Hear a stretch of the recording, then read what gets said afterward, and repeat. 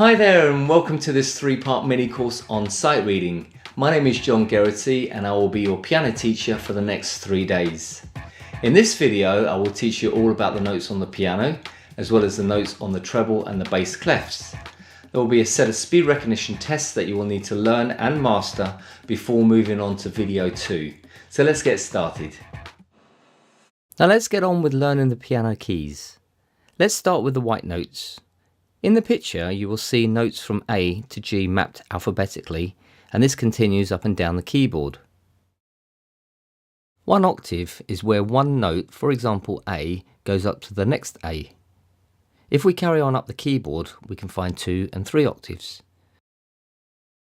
You can see that D, E, F and G only have 2 octaves.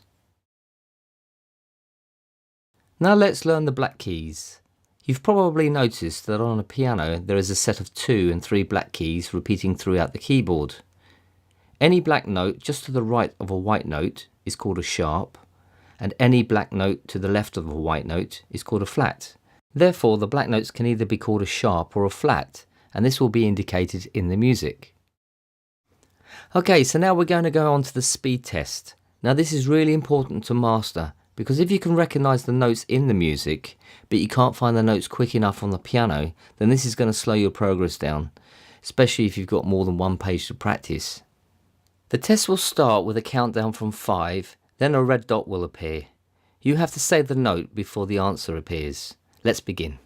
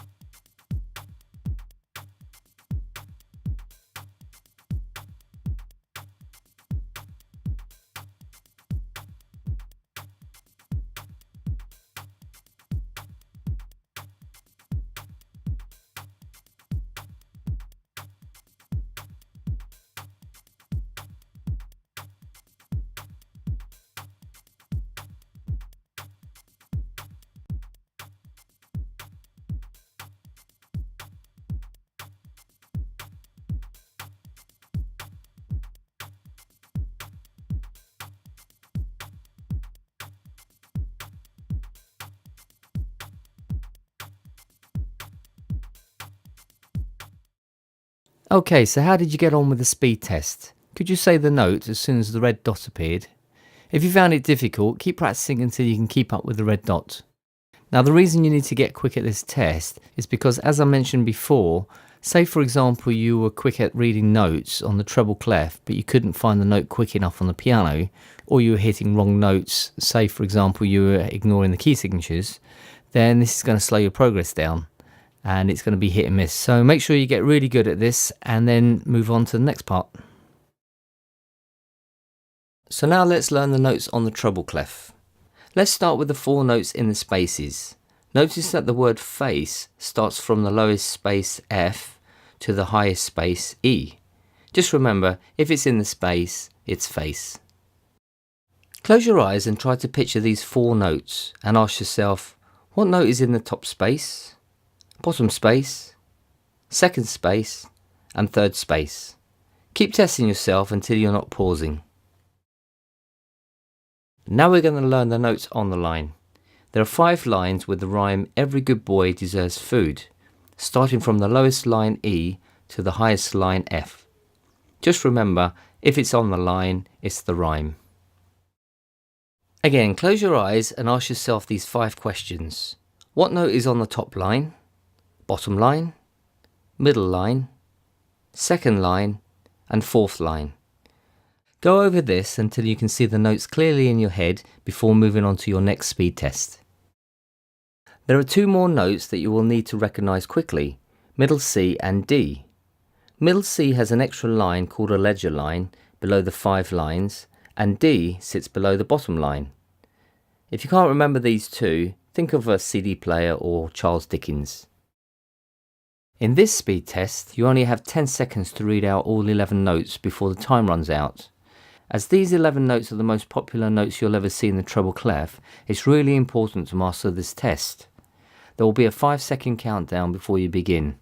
Here we go.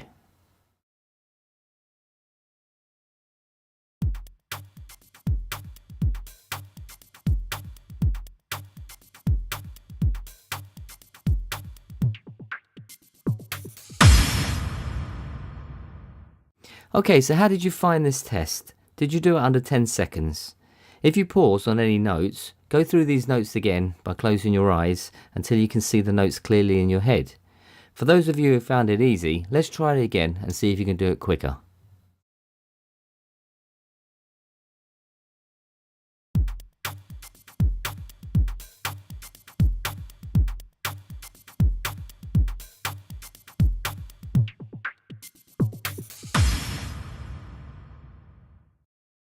Okay, was that better than the first time?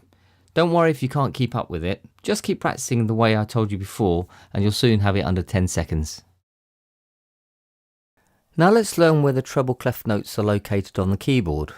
Middle C is simply the C that is in the middle of the piano. If you play a smaller keyboard, then you will find middle C just to the left of the centre. The D that is below the bottom line is located to the right of middle C. Here is face. Notice the location of this C, which is 1 octave higher than middle C. And here is the rhyme, every good boy deserves food. Notice how far away the F is located on the top line compared with the lower F in the first space in the word face. In this speed test, you will have to locate where the note is on the piano after seeing it on the stave, but before the red dot appears. Again, there will be a countdown before the test begins. Good luck.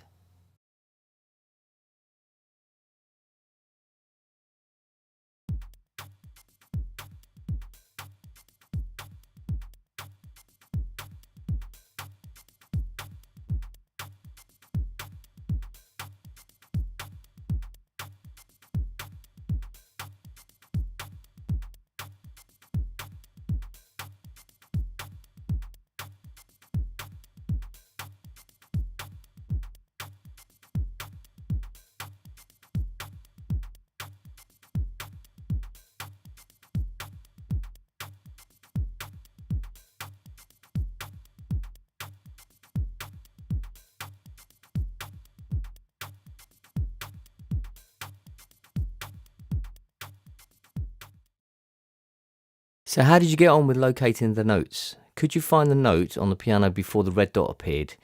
Now, if you couldn't keep up with it, just keep trying it until you can. Remember, it's important to recognise both the note on the stave and on the piano quickly. If either one of these is slow, then it's going to slow down your progress. So keep doing it until it's nice and easy and then move on. Now let's learn the bass clef. Notes in the bass clef are played with the left hand. As you can see from the picture, the letters are different from face in the treble. Now this one is a rhyme, all cows eat grass, A, C, E and G. Again, this starts from the lowest space to the highest space.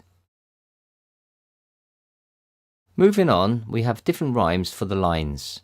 Great big dogs fight animals, G, B, D, F and A. Again, starting from the lowest line to the highest line. Middle C is now located above the stave on a ledger line and B is 1 note lower than middle C. Now we have your first speed test for the bass clef. Again, these 11 notes are the most popular that you'll see in the bass clef, so it's really important to be really fast at recognising these. Just like the treble clef test, see if you can do this under 10 seconds. Here we go.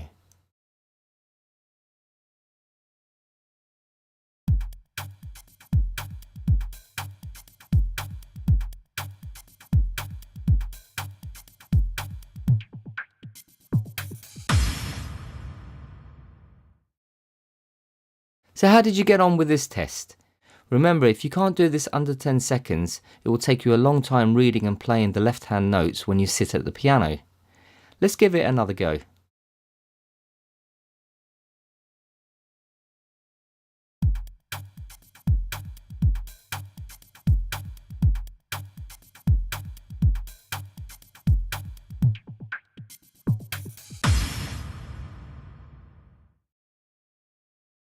How did you get on with your second attempt?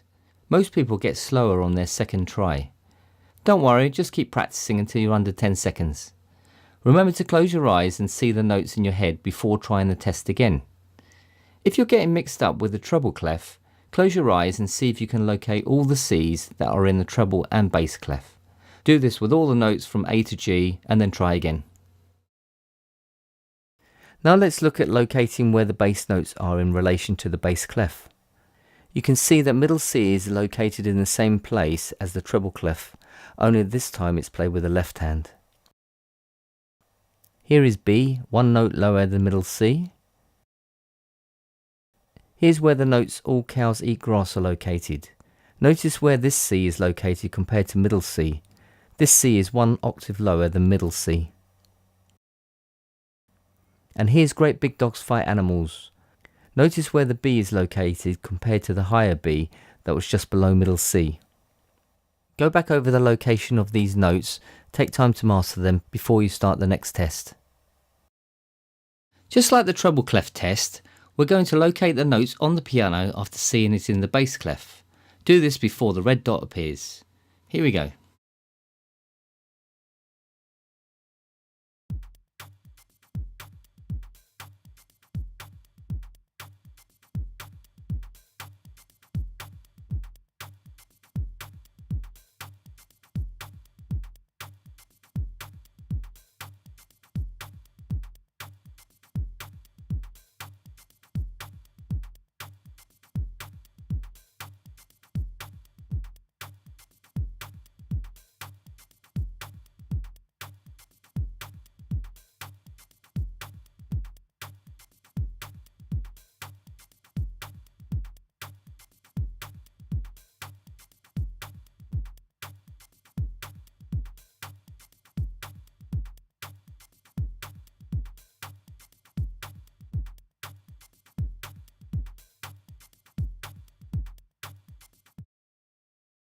How did you get on?